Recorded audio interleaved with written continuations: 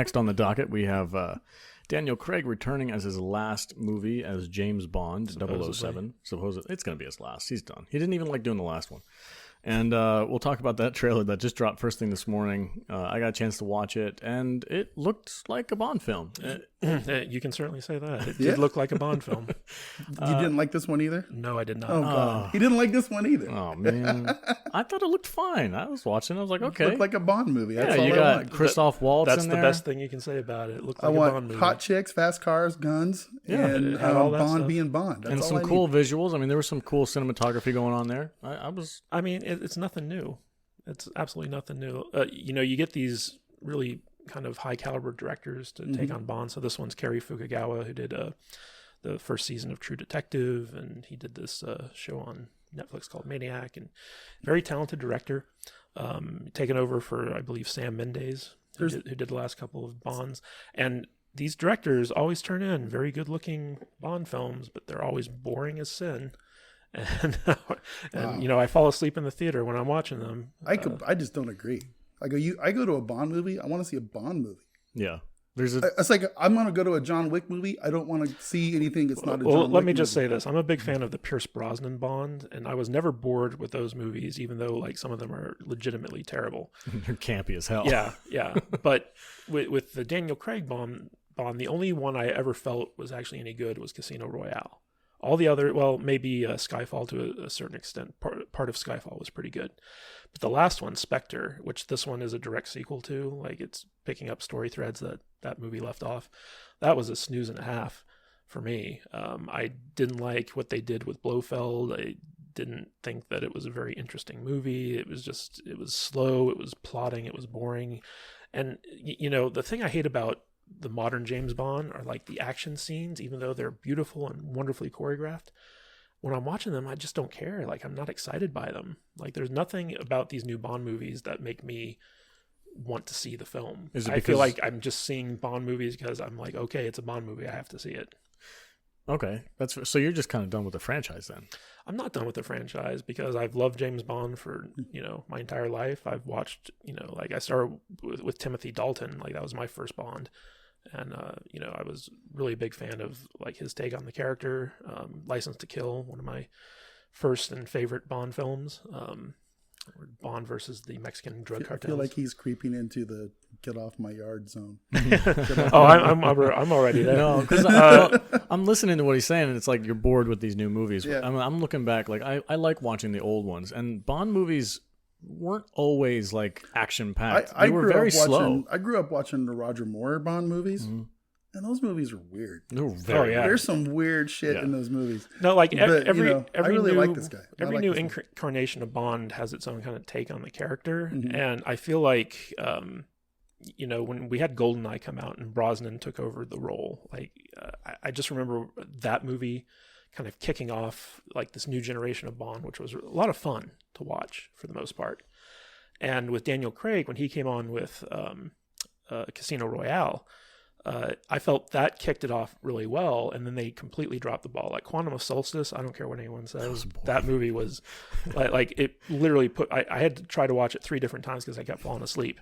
Like it was boring. I don't remember what happened, so it probably was. Yeah. There's something about oil. And- I know he made the bad guy drink oil at the end of the movie, which I thought was kind of cool. And the one with Javier Bardem as the bad guy. Skyfall. Yeah. So like the first half of that movie, boring as heck. Second half, decent. I have to admit, I have not watched these Daniel Craig movies a lot. I mean, I've watched them. Yeah, like but once. and I then- haven't. I've watched them like once. Yeah. So I probably should go back and Like the touch only on them, thing but- that's gotten me excited for this new Bond, first of all, the title's great. Yeah. No Time to Die. I love it. That's a That's a great Bond that's a quintessential yeah, Bond movie. That's a great Bond title. Secondly, Rami Malek. I'm a huge fan of his. I think he's a wonderful actor. I loved him in Bohemian Rhapsody. I've been a big fan of his since Mr. Robot, Mhm. which is one of my favorite TV shows. And Cary Fukugawa, who is a really talented director. And, so I think I expected more from what we got from the trailer, because it just seems like there are a lot of plot threads where if you hadn't seen Spectre, you wouldn't know what the heck is going on. And also, if you have seen Spectre, you still don't know really what's going on.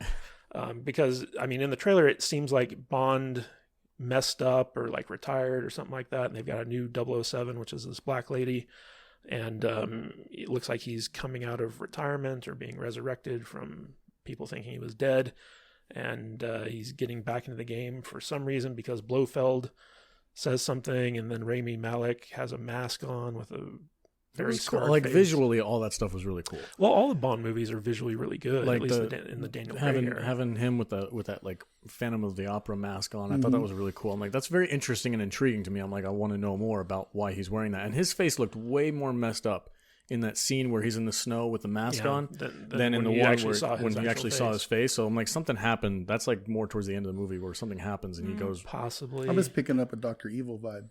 Well, I mean, yeah. he's a Bond villain. And Blofeld's got his like eye scarred over now, kind of like how Donald Pleasance had it in the original. I don't like, know, man. The recipe to me looks like a Bond film, and that's what I want. If I want a Bond film, perfect. It looks like it's selling it on me, and I don't mind. I don't mind a slower take. Like I was saying last week with whenever the next one comes out, if it's Tom Hiddleston, I want to see more of a suave, like espionage type. Like Daniel Craig is very much the brute force guy, so I would like to see a different take. And slow Bond movies don't bother me. So the girl who wrote this Bond movie, Phoebe Waller-Bridge, some of you might recognize her as being L337 from Solo, yes. A Star Wars Story. But Super woke. She was also in Amazon's Fleabag, and she was the writer and executive producer of this excellent show called Killing Eve. So she's kind of the one who's been writing the script for this new Bond movie. And I'm a little bit hopeful because I think she's a good writer. Mm-hmm. Yeah, I've heard a lot of good things about Fleabag, despite the whole political side of the aisle thing. She seems to be pretty decent. Well, she's a very talented storyteller and actress, even though I didn't much care for L3. Like anybody did. But the point I'm trying to make here is that I feel like there are good points to this new Bond film and there are bad points. And the bad points is that every Bond film for the last couple of years just looks and feels the same. And I didn't feel like this trailer did anything to distinguish itself. And the fact that they're carrying on so many story threads from the previous movie, which was not good, is a little bit worrisome. But yeah, it looks like a Bond film. That's the greatest compliment I can give it at this point. Yeah, it looks fine to me. It looks like a Bond movie, and the trailer. You guys didn't get triggered by the no, not at all. by the new 007? No. I mean. In fact, I had completely forgotten who wrote this until Matt just reminded me, and now I'm like, But I'm still probably. I think most people probably don't even know what the controversy is. Like if you were just watching this trailer, like they don't really say much about her. They just kind of introduce her. But basically, there was some kerfluffle a while back where basically this African American woman who I believe was in Captain Marvel. Yeah, she was the best friend in Captain Marvel. She plays a character who is the new 007 in the sense that she's a 00. In the trailer, she says 00. In the news outlet says that she's the new 007. Yeah, I guess it's a spoiler because like she is the new 007, but basically she took on the 007 I guess designation after Daniel Craig's character either disappeared or retired. I thought they died off. I thought the number died off with the It's supposed to, but that was part of the controversy is that they chose to make it something that can be like a title. People are making a kerfuffle over because what was in the Pierce Brosnan movie, his friend 009 or 008, whichever one, when he died, they retired his number, and there wasn't any other 008. Well, that's usually how it's supposed to be done, and that was part of the reason why there was an outcry of this. It wasn't so much that she was black; it was that, or the fact that she was a woman. It was that they were kind of like fudging canon, a little bit with passing on the 007 as a political message. It's like, now we have a black female 007. Yeah, it's weird that they would do that because I mean Bond canon is so out there, you can't really follow. There's no real canon. There's no real canon. Every movie, it's just whatever the heck anyone wants to do. So I don't really get all bent out of shape about the canon, but the purposefully of doing it. That's like, hey, this is now 2019, so we have to do something like this. Doing that kind of thing was kind of like, I hope they don't.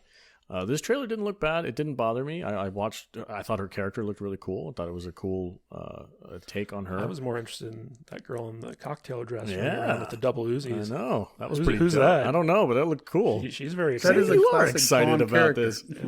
Doing backflips in a cocktail dress and high heels. Hot chicks and guns. Woo! That's what I want. James So Bond. we're good. Cool cars, Yep. Drinking some nice drinks. suits. Me and Vader over here are sold. He has the whole James Bond line in the trailer. That was funny though, because everybody forgot who he was, and the guard he's like Bond, and the guard looks at him like, is that supposed to mean something? And he's like, James Bond, like, you don't know who I am. I thought that was pretty funny. I don't know. I'm just ready for the next iteration of Bond. I'm tired of Daniel Craig. I don't think he's been a very good. He started out with a bang, man. He did. Casino Royale will always be in the top for me for Bond movies. Yeah, but like his whole run as Bond has just been like one snooze fest after another. I have not Well, he's liked no it. Roger Moore, that's for sure. So. Yeah, I was hoping that's what everyone knew him from. Richard Madden would get the part Rob after Stark? he did Bodyguard on Netflix. You know, he would be a good choice for the next Bond. I do think the Bodyguard was kind of like his audition for the role. He did okay in it. Tom Hiddleston would be a good choice as well. Okay, so there's two shows. Tom Hiddleston did a show called The Night Manager. Mm-hmm. That was fantastic show. Then Good John Le Carre. Oh my god, he looks adaptation. like Bond. He looks like Bond. Remington Steele. Remington Steele is James Bond. He and then Richard Madden did Bodyguard, and in my opinion, as far as like an audition to be the next Bond, Night Manager took it. No chance in hell for a Bodyguard. Bodyguard was kind of boring. Not for a lot me. of action in Night Manager. No, but that's what I kind of want. I want a more espionage type. I have no Bond idea what movie. you guys are talking about like, right now. give it to Hugh Laurie. if we're talking about Night Manager, Yeah. Hugh Laurie is fantastic. He's awesome. I'm going to go on Twitter till you guys are done talking about stuff I don't know what you're talking about. How do you think I feel when you're talking about movies or TV shows from the 80s? 90s. If there was no Remington Steele, Pierce Brosnan would never have been James Bond. That's right.